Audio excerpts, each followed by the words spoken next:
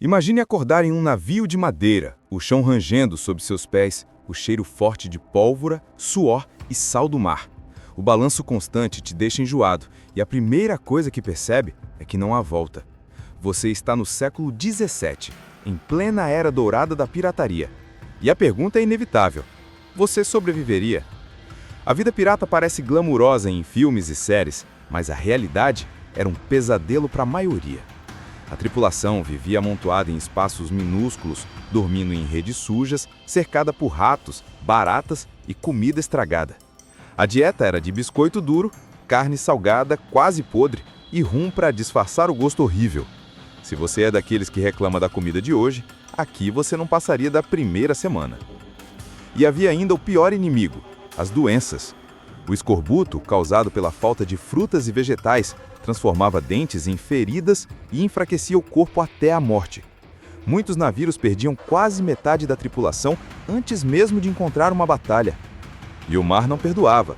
Ondas gigantes, tempestades e furacões podiam destruir um navio inteiro em minutos. Alguns relatos contam que durante tempestades, marinheiros eram amarrados aos mastros para não serem jogados ao mar. Mas e o dia a dia? Não era só navegar ao acaso. Os piratas seguiam um código rigoroso, algo como uma constituição do navio. O saque era dividido de acordo com a função de cada um. O capitão levava mais, mas não era um tirano absoluto. Ele era eleito e podia ser deposto se não agradasse. Em muitas embarcações, até um cozinheiro tinha direito a voto.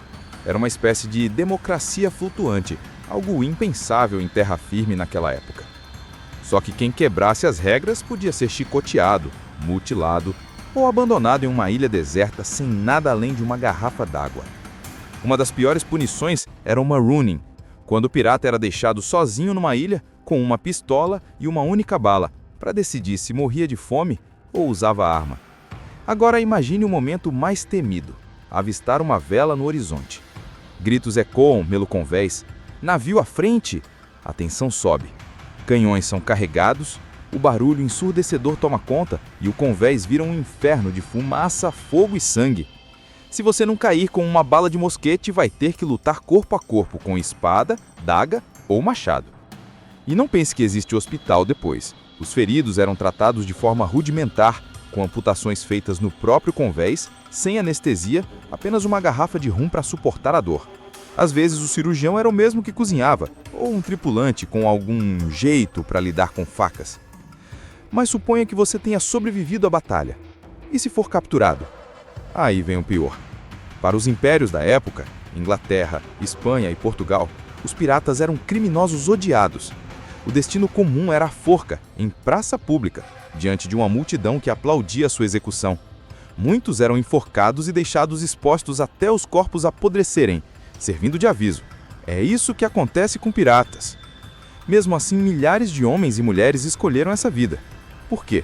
Porque fora dos navios não havia muitas opções. A sociedade do século XVII era cruel. Ou você era servo, ou escravo, ou trabalhava em condições miseráveis.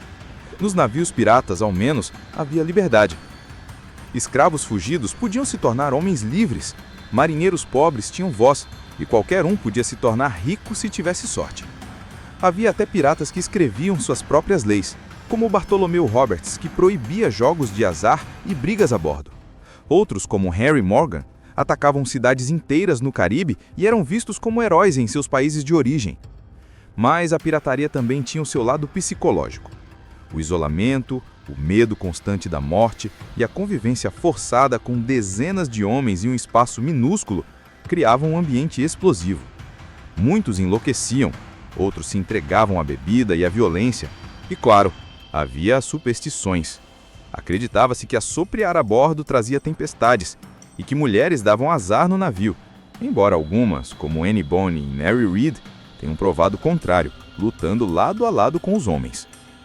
No fim, a pergunta permanece: você sobreviveria como pirata no século XVII? Aguentaria a fome, as doenças, as batalhas sangrentas e o risco constante da morte na forca? Ou desistiria logo na primeira tempestade em alto mar? Se você curtiu essa viagem no tempo, se inscreva no canal e ative o sininho para embarcar em mais aventuras históricas como essa. E agora, eu te pergunto: você teria coragem de viver e morrer como um verdadeiro pirata?